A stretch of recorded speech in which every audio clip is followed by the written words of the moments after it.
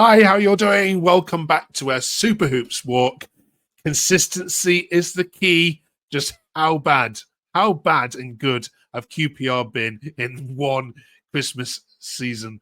We are reviewing those fixtures with Gerard and Michael. Also this week, we're talking about who do QPR need to sign to make sure that this mid-table aim is consistent. We don't fall back into the relegation dogfight. We're previewing the FA Cup, and we've got some names of players that we're interested in signing. Let's welcome back, though, Gerard and Michael. Happy New Year to you both. We're recording this before the Luton game, so we don't know what's happened there. But Gerard, how would you summarise Rangers' Christmas?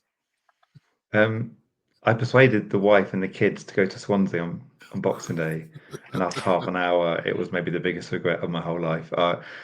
The first half, hands down, is the worst I've ever seen a QPR side play. I genuinely couldn't believe what I was seeing. There was nothing positive in that first half that you could cling to, and I bet Swansea fans just couldn't believe how bad we were. But to be fair to them, they've shown really good character since then. Norwich didn't play too well, I wouldn't say, but 1 minute away from 3 points there. And then against Watford, they stood up. They were nasty. They were in Watford's faces. The Watford back three and the keeper lost their heads really early on. And I think they deserve huge credit, the manager and the players, for the recovery, because that Swansea game could have set us back 2 or 3 months, really, to be honest. Yeah, I mean, it was a strange one, wasn't it, Michael? I mean, to say 4 points from those 3 games, would you have taken that before they kicked off, given that 2 of them were away from home? Yeah, I would have taken 4 points, to be fair, from that. But I feel like consistency is something that we're lacking as of late. We went on a good run, and then to just get turned over by Swansea on Boxing Day was just it was a bit of a shock. But we did turn it around. And, I mean, we've asked you this before, Michael. What do you put that down to? I think maybe it's tired legs, maybe, or I think teams are seeing what we're doing, and we're not changing things up every game. We are going through the same game plan. Get it down to Smith. Tell Smith to run. It's like down the right side and get across in. And it does work for us most of the times. But I think ultimately it was just a bad day all around. But we turned it around, and I feel like I can look more positively now. Okay. The big thing that game was the 2 left-footed centre-backs trying to play out with Fox on one side, Jake Clark-Salter on the other side. Jake Clark-Salter was the best passer of the ball probably at the club, but he was playing on the right-hand side. So every time he got it short off the keeper, he would come inside, or it just didn't work. And Fox and Powell got absolutely destroyed. And I think Marty learned that you can't play those two together. And then he played Dunn against Watford, who was probably man of the match. So we were recording this before Luton. If you were to beat Luton, you'd head up to 32 points, 8 away from the playoffs, but crucially, it would be 11 away from the relegation zone. So I don't know. I still don't know where QPR are going to finish this season. Michael, if you could, based on the performances and also the performances of the other teams that you've now seen in the league, do you think this is going to be comfortably a mid-table position, or are going to be quite bored for the second half of the season? I think it'll be difficult to get a string of wins to go on the bounce. But I think I would have taken 9th or 11th, like between 9th and 14th at the start of the season. If you'd have told me that, I'd have been happy with that. And I feel like that's where we'll finish. I think maybe we've got an outside chance of pushing if we get our players back fit, if we make a couple of good signings in this window. But I think ultimately I'll be happy with a mid-table finish, and I can't see us getting dragged into the relegation fight this year. If we went back and watched our videos from the start of November, Gerard, which is only 2 months ago, isn't it? It was looking dire. Yeah. Can you believe when you look at the table now that if you do beat Luton tomorrow, you go on to 32 points and you go ahead of Coventry, Preston, and Millwall into 13th?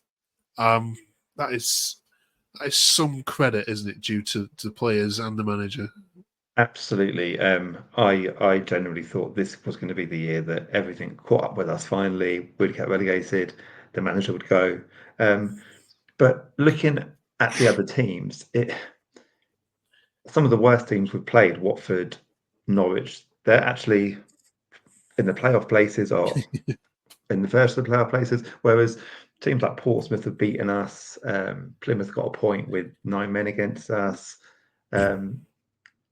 Swansea looked like world beaters against us, and then they lose 4-0 to Portsmouth. So it's a really, really bizarre league. So tomorrow night, I don't think Luton have won in 9 away games, but it would be typical QPR, typical of this league that we go and kind of roll over tomorrow. I think if they can win tomorrow, and it's 5 wins on the bounce at home, especially, we've got 2 months of games where we should be going to Plymouth and trying to get a result. We should be Sheffield Wednesday at home. We've got coming up Portsmouth away in February. So there's games coming up where if we can find some consistency, then we're going to find ourselves in that top 11 or 12. And if you get to that point in March, then you never know really where you're going to end up. Absolutely. But if we lose tomorrow and then we've got these games, it could easily go the other way as well. So I'm not getting carried away. No.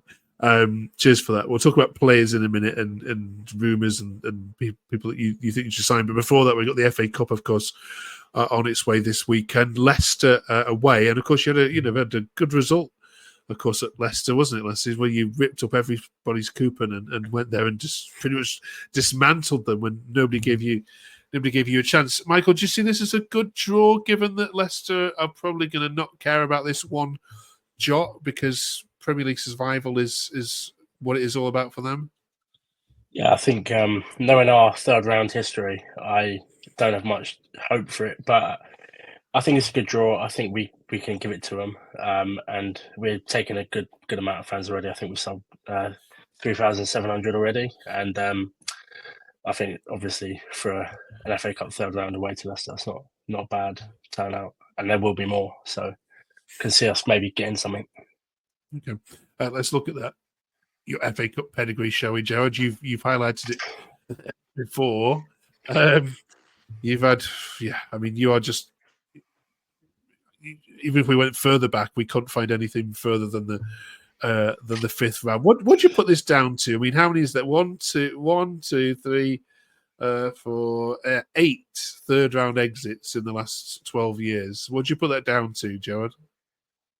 The most frustrating thing about that record is that for quite a few of those seasons, we've had nothing to play for. We've been mid-table in the Championship, not looking like we're going down, not looking like we're anywhere near going up, and it is just horrific, really. And to be fair, the third round last year against Bournemouth, at least we put up a bit of a fight, made a lot of changes. But some of those games have been horrific. I think the last time we got to the quarterfinals was we lost to Manchester United in 1994. I think it must have been Lee Sharp scored at Old Trafford. But I think considering how bad that form is, to be taking almost 4,000, probably more, to Leicester, I think is a fantastic effort from the fans. I think Leicester have put ticket prices at £10 as well for adults, which is excellent as well.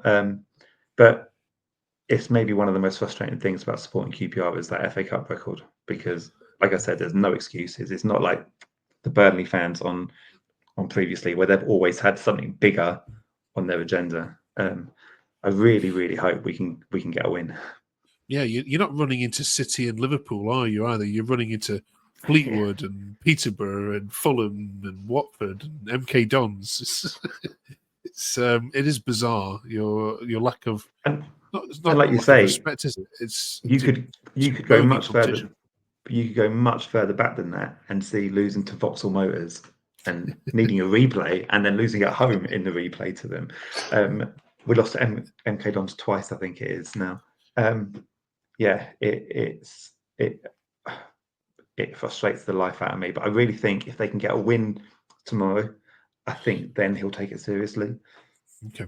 All right. Let's focus on our last debate then this week is about players that you need to bring in. This is the crazy time of the year, Michael, where every day's full of rumours and everyone knows somebody who knows somebody and has seen someone at airports. But who do you genuinely hope you might have some interest in that you might want to try and bring in?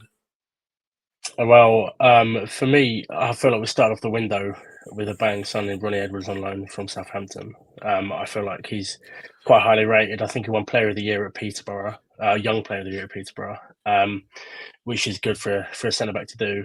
So I'm happy with him. I think I've got a few rogue shouts like Coney from Wickham. We've got a history of doing business with Wickham. I can't see us getting him in this window, but hopefully maybe in the summer.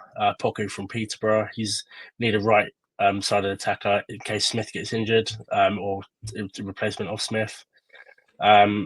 Toffolo from Nottingham Forest. He's a experienced left back. He got promoted with Huddersfield, I think. And we need a left back. I think Kenneth Pyle's not been up to it as of late, and if we can get him on loan, even I think he'd be a big improvement in terms of experience and ability in our defence as well. Some good shouts in there, Gerard. Can you better or equal that? Living in Reading, I keep a close eye on them, and they've had a fantastic season, and their ownership thing's still not sorted. It looks like Tyler Binden's going to be leaving to Norwich or Blackburn or wherever. So there's just a couple there that maybe you wouldn't have to pay a lot for. I think I rate someone like Sam Smith up front, someone who has scored goals at the levels that he's played at. He's 26, I think. They've got a left back, 17-year-old left back called Andre Garcia. But looking at that, I think there's much bigger fish after him than us. But I think that might be a place where a few clubs are sniffing around, because you might just pick up somebody that would normally cost quite a lot more than you're going to pay for him now. I don't really want to take advantage of another club's misfortune, but it happens, doesn't it? Absolutely does. Okay, let us know in the comments below if you can think of anything else. Before I let you go, the FA Cup, in terms of its magic, just generally as a supporter, many people have said it's lost, it's losing its magic year on year. For both of you, do you agree with that? And if so, why do you think that's the case? Well, I think with the bigger sides, I think they hold the Premier League in high regard. They hold qualifying for Europe in high regard. But I feel like for a side like, well, for us, I think not getting past the third round in so many years and a good cup run would be massive for us. I think it would help improve our ability to bring in players. I think it would give us a good chance to. It's a tricky one. It's sort of not lost its magic, because I feel like even sides like City, who play like a second string team in it, and then in the final they put their strongest team out. It's a trophy at the end of the day, and I think for a club like, I don't know, like Nottingham Forest, if they were to go far in the FA Cup, it's a good chance for them to get into Europe if they don't finish in the top four. So I feel like it's good in that regard, but I feel like it's probably lost its magic a little bit. Gerard? I used to love the third round draw and the third round weekend. I can remember playing Huddersfield at home. I think it must have been 97, and just waking up in the morning feeling really excited, and all it was Huddersfield at home. But as I get older and as the run gets worse from QPR, you kind of like, I went to Peter Pan at the Panto last year instead of Bournemouth at home in the third round, because like, what's the point? But actually, I'm going to Leicester at the weekend. My son's coming. It's his first FA Cup game. Like I said, 4,000 QPR fans there. So I'm feeling quite excited about it this year. I've got a funny feeling, and by 4:00 Saturday afternoon, I'll probably be like, why did I do this? But and I went to the FA Cup final last year and sat in the Man City end, and you could see it didn't really mean anything to them. Yeah. But the Manchester United fans, obviously, they played really well. They won the cup. You could still see it meant so much to a club like that. And when I see Brentford in the League Cup the League Cup quarter-final, resting players, I'm like, Brentford are comfortably mid-table. They're not going to finish in Europe. They're not going down. Like, people do disrespect both cups massively, I think, in this country, especially clubs like Brentford and QPR for the last few years, where we've got nothing else to play for. Yeah. Good. Well said. Thank you very much, of course, both of you. Well, enjoy your trips to the King Power. A lovely stadium there, and good people in Leicester as well. So, happy memories there as well. Thank you very much, both of you. We'll see you next week. And of course, we're looking ahead to Plymouth. Are we Plymouth next? We are Plymouth next, aren't we? Yeah, Plymouth away, Hull away, and then a home game, of course, against Sheffield Wednesday, as you said, at the end of the season. So some big 3 games coming up for Rangers to see where they're actually going to finish this season. Thank you very much for watching. Do press the subscribe. We would love making this content for you. We want to see it grow as much as we possibly can. And we'll see you in 7 days' time. Cheers, fellas. Thank you, Mark. Cheers. Thanks, both of you, as always.